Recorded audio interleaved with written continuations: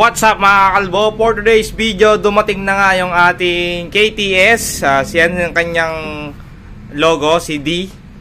Alright, KTS 1265 party sorry, excuse me po. So party box speaker mga lods. So siya ay di 3 inches by 2. Syempre dalawang 3 inches yan mga bossing. At eto na nga yung unit natin, inilabas ko na. At dito po sa ibabaw, makikita nyo yung kanyang RGB light. So ito po yung pag nagbabago siya ng kulay. May sample tayo dito mga bossing. Ito na yan. At ayan na nga mga bossing, naka-power na siya. So yung design niya, yung kinuha sa mga JBL party box mga bossing. So, pero maliit lang siya, 3 inches siya, dalawa. So tama lang yung asa yung RGB light niya sa ibabaw. So yan, mababago yung mga mode. Ito pag kinilik nyo po yan. Ayan. Alright, yung maramihan na kulay. Transition niya sa ito. So, pwede nyo rin i-off para mas masave nyo yung battery. Alright. Ayan. Tapos, syempre dito makikita nyo yung kanyang mode.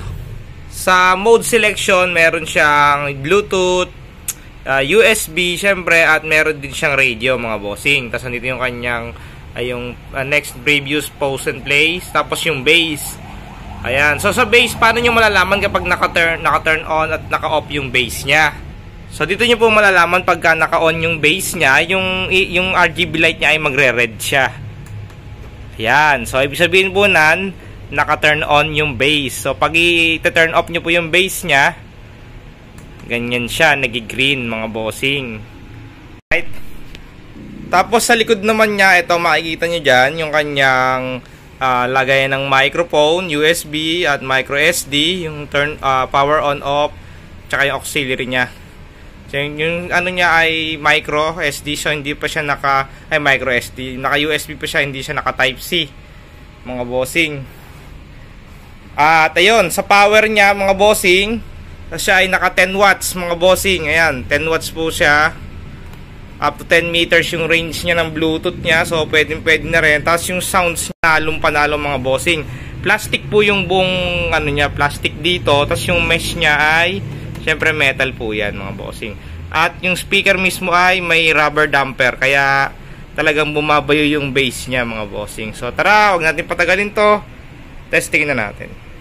Nalimutan ko pala, meron siyang may stand siya dito ng phone. So, pwede nyo ilagay yung phone nyo rito pag magbibideo. Okay kayo. At pag bumili po kayo nito, meron po siyang free na USB cord at saka yung kanya free na microphone mga bossing. So, ito yung free niya na mic. Ito lang siya. Yung plastic. Hindi ko natatanggalin. So, ayan siya. Yung plastic lang na mic yung free niya. Alright? Pero kung sa tunog lang pag-uusapan, yung kung ako tatanungin dito mga bossing, siya na nabubulbul tayo. Gawa ng eto, pag ako tatanungin dito sa kanyang video okay, pag sa video okay siya gagamitin. Para sa akin hindi siya ganun kaganda. Kasi yung sa echo niya masyado walang control ng mic volume tsaka echo, wala po siyang ganun dito. So pag nilagay niyo yung mic niyo diyan, kung ano yung naka-setup dito, yun na po yung ilalabas ng speaker. So kung sa sounds lang, panalo siya. Good siya sa sound. So ito, pakita ko sa inyo mga bossing. Alright, testing sounds.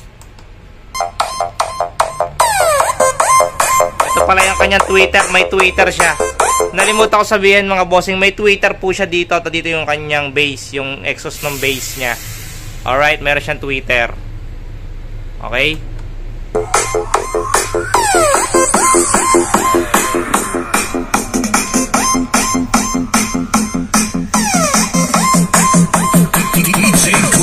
Kita nyo naman mga bossing, sumasabay yung RGB light niya dun sa sounds. Alright? Battle mode activated.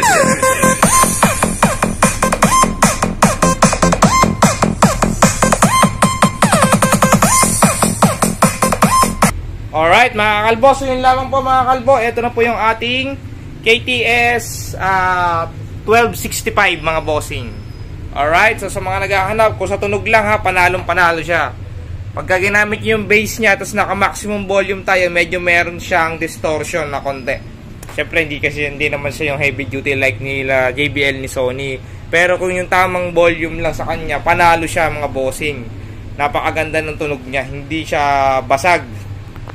Alright, so yun lang po. Maraming salamat sa patuloy na sumusuporta kay Kakalbo Vlogs. Shoutout po sa inyong lahat at maraming salamat po.